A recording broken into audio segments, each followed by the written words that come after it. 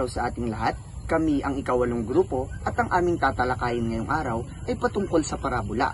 Ngayon, sisimulan natin ng talakayan sa pamamagitan ng pag-alam sa kung saan nga ba nagmula ang salitang parabola. Ang salitang parabola ay nagmula sa salitang Grego na nangangahulugang paghahambing, paglalarawan o pagkakatulad.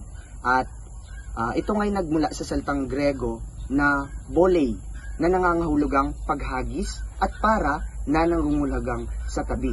So kadalasan ang parabola ay nagmula sa Biblia. Alam naman natin na ang mga kinikwento noon ni Jesus ay mga bagay na hindi totoong nagaganap o nangyayari sa panahon na yon, kundi sa pamamagitan ng parabola o sa mga kwentong kanyang ginagawa, nais niyang i-convey yung message na gusto niyang iparating. Halimbawa na lamang nung ang alibugang anak, gusto niyang ipakita yung pagmamahal ng Panginoon sa atin. Ngunit hindi niya direktang sinabi sa atin na mahal tayo ng Panginoon, kundi ipinakita niya yung unconditional love ni God sa pamamagitan ng pagkikwento patungkol sa prodigal son, which is hindi talaga siya nag-i-exist nung panahon ngayon o hindi talaga totoong nangyari.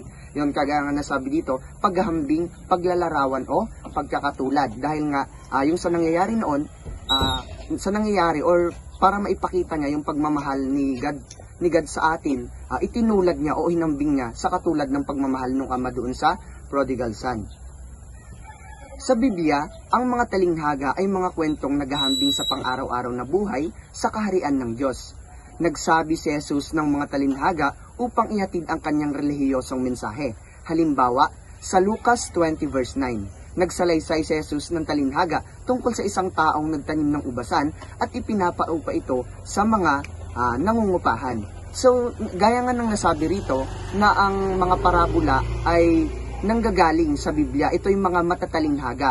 Kagaya ng nasabi ko kanina, upang ma-convey o masabi ni Jesus yung gusto niyang iparating, gumagamit siya ng parabola o mga kwento, mga kwentong nagpapakita nga sa gusto niyang sabihin. Ang salitang parabolic ay nagmula sa salitang ugat Greek na parabolikos na nangangahulugang matalinhaga. Sa geometry, ang parabola ay isang kurba na kahawig ng landas ng isang bagay na tinatapon sa hangin. Isang makalupang pagsusulat na may nakatagong malangit na kahulugan. So, base sa pagsulat ng mga kwento ng parabola, nakikita naman natin na hindi lang, although pati yung mga words o yung mga salitang ginamit ay tunay ngang tsak ng napakatalinhaga dahil ginagamitan niya ito ng mga napakalalim na mga salita. At dito rin daw, base sa mga kwento na ginagawa niya, ay naglalagay o simbolismo ang kanyang ginagamit, hindi direkta na sa kung anong gusto niyang iparating. Sabi nga rito, sa geometry, ang parabola ay isang kurba, nakahawig ng landas ng isang bagay na itinatapon sa hangin. So, kagaya ng nasabi ko kanina, sa alibugang anak, para maipakita niya yung pagmamahal ni God sa atin, gumawa siya ng kwentong parabola na ang alibughang anak upang maipakita yung kahawig na landas ng pagmamahal niya sa atin. Ito ay akdang pampanitikan na umaakay sa tao na maituwid ng landas sa buhay. So, kagaya nga, katulad ng mga ibang kwento, may mapupulot na aral dito sa parabola upang maituwid ang mga tao sa tuwid na landas ng buhay. So, alam naman natin na ang mga pinagkikwentuhan niya ay para mas mahikayat pa o maipakilala pa niya ang pagmamahal sa Diyos. Kinikwento niya yung patungkol sa mga parabola upang magkaroon ng idea or magkaroon ng idea ang mga tao sa mga nangyayari noon. Kilala rin ito sa tawag na talinghaga. Sinasabing ito ay natagpuan sa kauna-unahang mga taon sa mundo at nabuhay sa mayamang wika ng mga taga-silangan. Gumagamit ito ng tayutay na pagtutulad at metapora upang bigyang diin ang kahulugan. Isang maikling kwento o salaysay na nagtuturo ng kinikilalang pamantayang moral na karaniwang batayan ng mga kwento ay nasa banal na kasulatan. Isang makalupang pagsusulat na may nakatagong makalangit na kahulugan.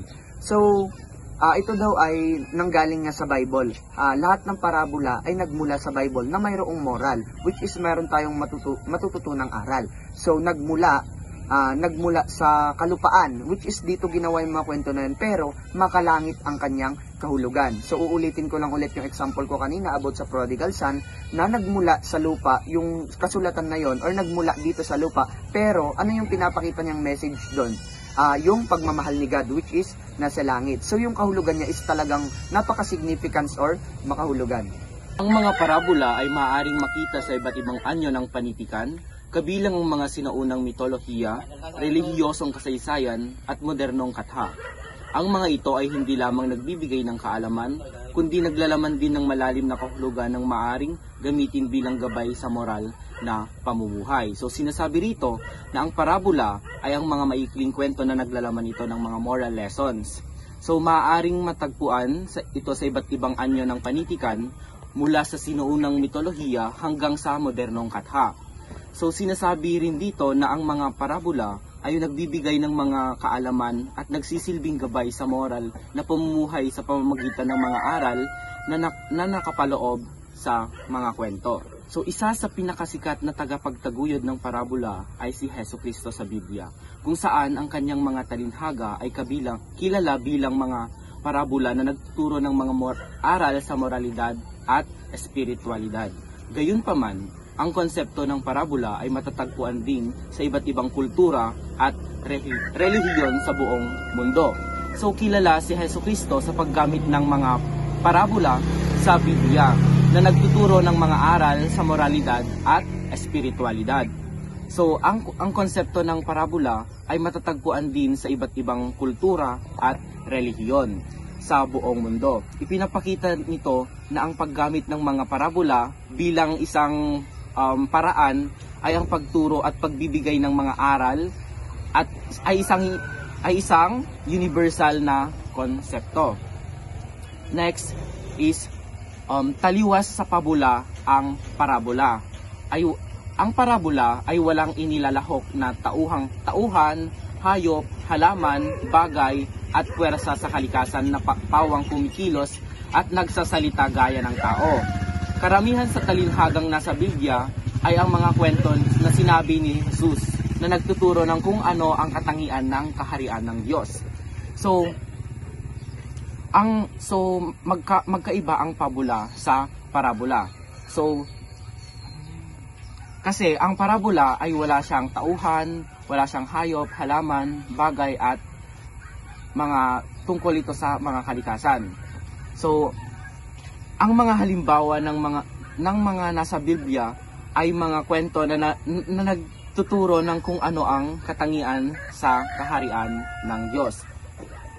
Tungkol ito sa buhay ng tao na nagaganap at maaaring maganap kung saan naglalaman ng mga aral ukol sa espiritual o kagandahang asal na magiging gabay ng isang tao o nahaharap sa pangangailangan mamili o magdesisyon. So tungkol din ito, gaya ng sinabi ko kanina, na tungkol din ito sa mga buhay ng tao na naglalaman ng mga iba't ibang aral. Tungkol ito sa espiritual o kagandahang asal na nagsisilbi sa mga tao bilang gabay nila para sila ay makapagdesisyon ng tama.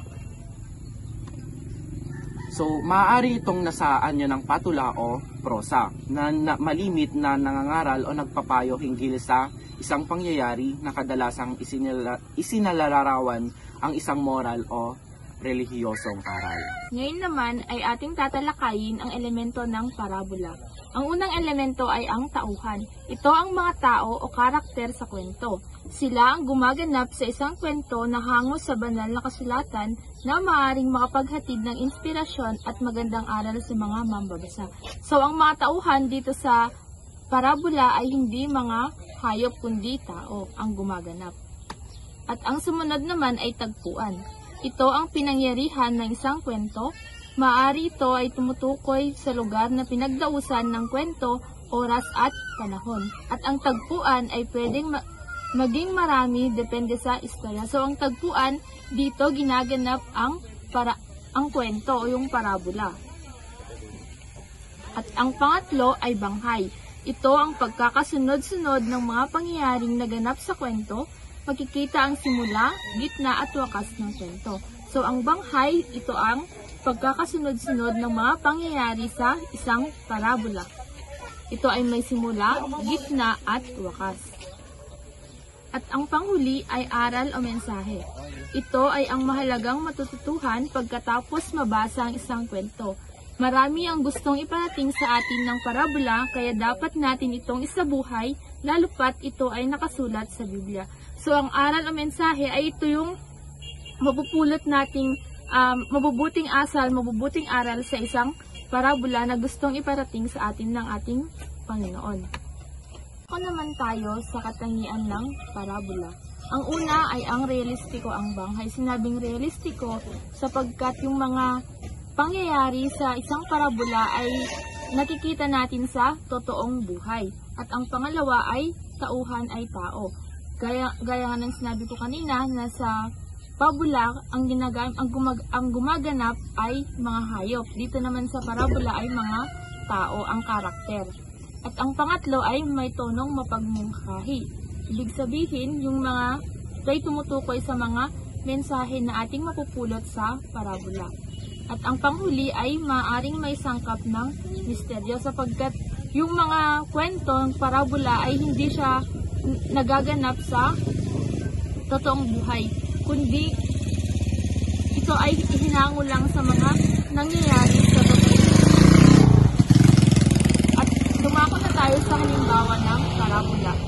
Ang unang halimbawa ng parabola ay ang alibughang anak na ating matutuklasan sa Lucas 15:11 hanggang 32. Na ang kwentong ito ay patungkol sa mag-ama na kinuha ng bunsong anak ang kanyang mana at ito ay umalis sa kanilang tahanan at nagpakalayo at nilustay ang lahat ng kanyang mana. Ngunit nung naubos na ang kanyang mana dahil sa kanyang pagsusugal, ay bumalik ito sa kanilang tahanan at taos-puso namang tinanggap ng kanyang ama. Na dito, maating mapupulot na mensahe na kahit gaano pa ang ating nagagawang kasalanan o kamalian, ay andun pa rin na hindi tayo matitiis ng ating mga magulang. Andun pa rin yung sinasabi nating unconditional love. Ganoon din kay Jesus Christ na kahit tayo ay makasalanan, tayo ay patuloy pa rin pinapatawad ng ating Panginoon at tinatanggap. Ngayon naman, dumako na tayo sa pangalawang halimbawa ng parabola. Parabola ng 10 dalaga, Mateo 25 verse 1 to 13. Ang kwento dito ay may 10 dalaga na naghihintay sa lalaking ikakasal, tapos may 5 dalaga na matatalino at may 5 dalaga na hangal. Ang kwento dito ay yung mga hangal, sila yung mga hindi nakapasok doon sa palasyo ng ikakasal na lalaki. Sa pangatlo naman, ang mabuting Samaritano. Lahat na tayo ay pamilyar na dito sa mabuting Samaritano. Ito yung tinulungan niya yung lalaking binugbog at sugatan na nakita niya habang naglalakbay, kaya natawag siyang ang mabuting Samaritano. Hindi ko na ito kasi masyadong sasabihin kasi alam naman natin itong lahat. Parabola ng nawawalang tupa. Ang nawawalang tupa. Ang mensahe dito ay lahat na nagkakasala ay gaya ng isang tupa. Tulad ng isang pastol, gusto rin iligtas ni Jesus yung mga nagkakasala. Kaya niya kinakausap ang mga makasalanan at tulad ng pastol, masaya siyang matagpuan ang nawawalan niyang tupa. Tapos ang panglima naman, talinghaga tungkol sa 3 alipin. Ang talinghaga ng 3 alipin ay kwento na naalis yung kanilang amo at binigyan ng pera ang kanyang mga alipin para palakihin ang perang ibinigay sa kanila. Yung unang alipin ay binigyan ng 5K na ginto, yung pangalawan ay 2K at ang panghuli naman ay 1K. Ang dalawa ay kumita ang kanilang pera maliban sa isang binigyan ng 1K. Kasi ibinaon lang ang pera nito sa lupa at doon nagalit ang kanilang amo. Yun lang ang mga halimbawa ng parabola.